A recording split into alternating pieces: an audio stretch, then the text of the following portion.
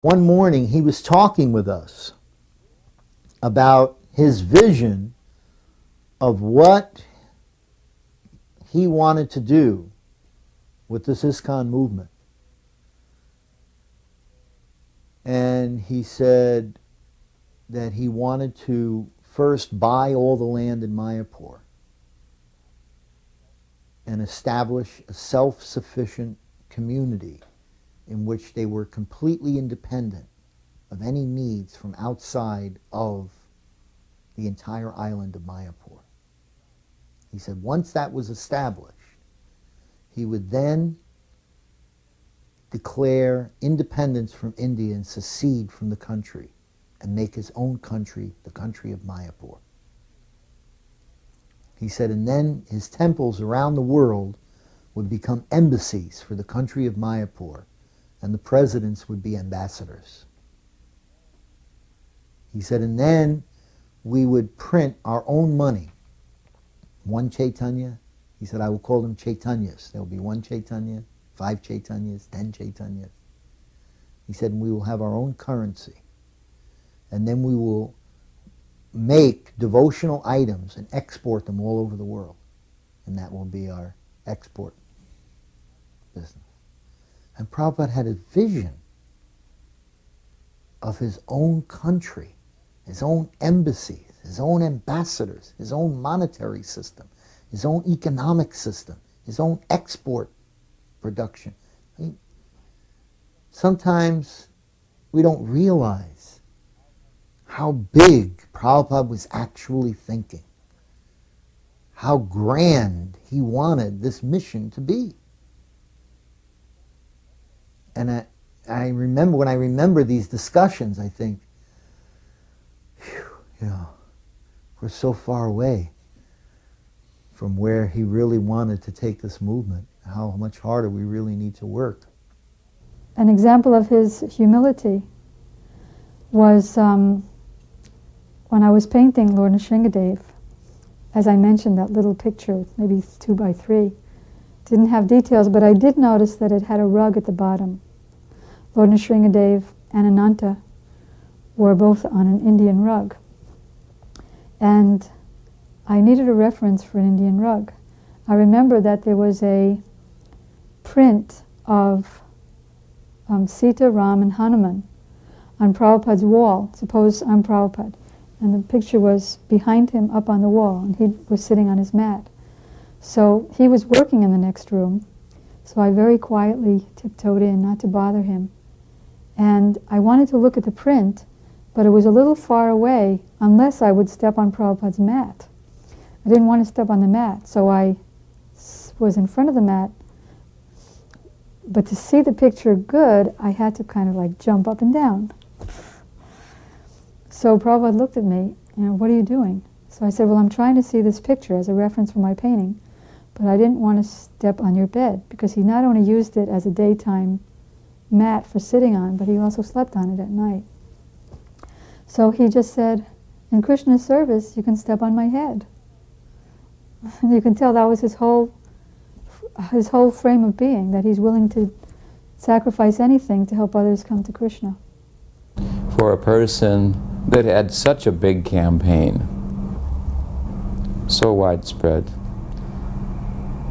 and in terms of Gaudiya Vaishnavism, there was no wider,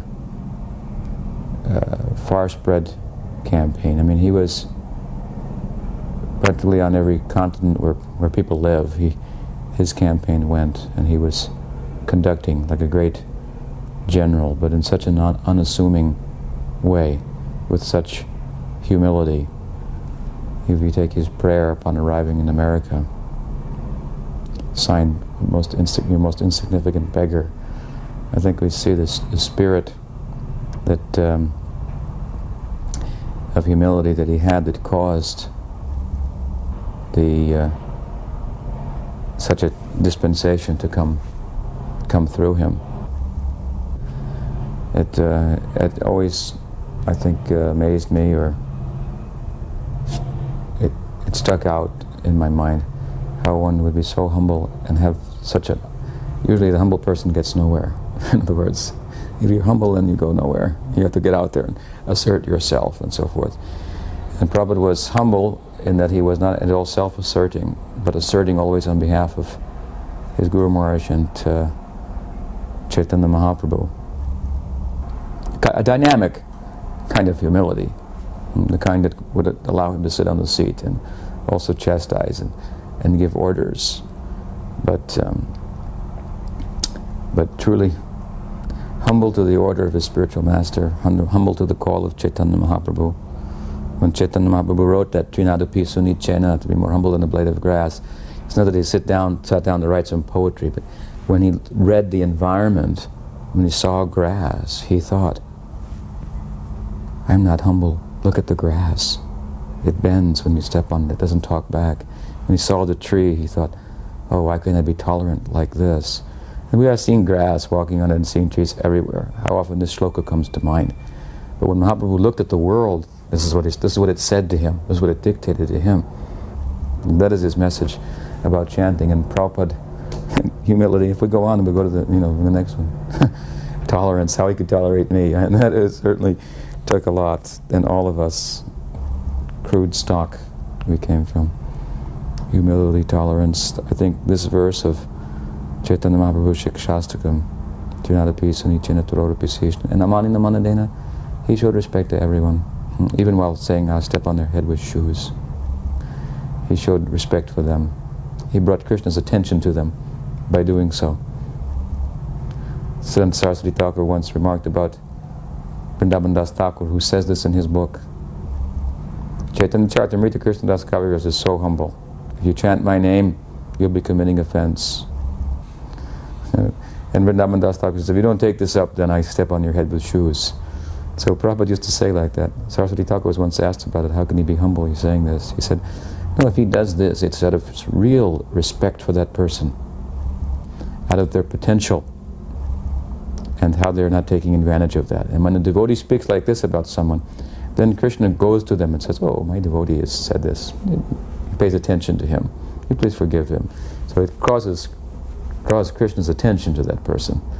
So even when he's speaking strongly and harshly, and that people felt it also. Prabhupada could call them dog or nonsense. You're not a theologian. You cannot say who is God. What is this? You're not a teacher. You're a cheater. And more often than not, they were charmed by that at the same time. I think it is the epitome of this shloka.